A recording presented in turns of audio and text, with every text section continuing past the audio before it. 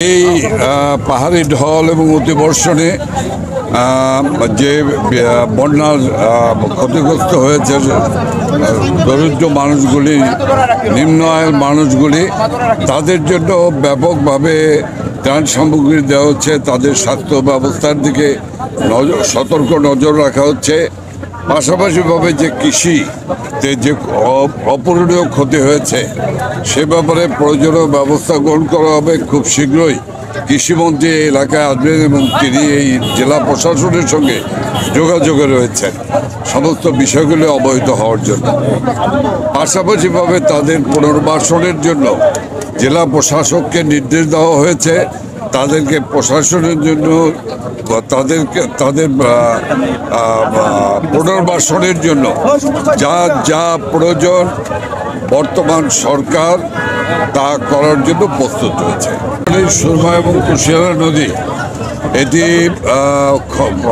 খনন ছাড়া এই পাহাড়ি ঢল এবং বৃষ্টির পানিতে যে ওভারফ্লো হয় এটি রক্ষা করা সিলেট শহরকে বা সিলেট সংলগ্ন এলাকায় রক্ষা করার উপায় নেই।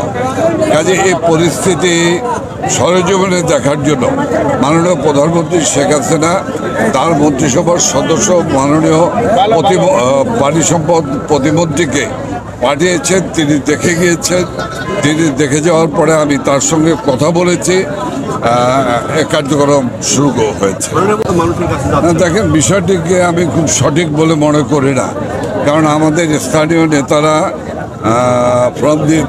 প্রথম থেকে কাজ করছেন, সংসদ সদস্যরা কাজ করছেন, নির্বাচিত কাউন্সিলররা কাজ করছেন, নির্বাচিত চেয়ারম্যানরা কাজ করছেন এবং এই সিটি কর্পোরেশনের নির্বাচিত মেয়র কাজ করছেন।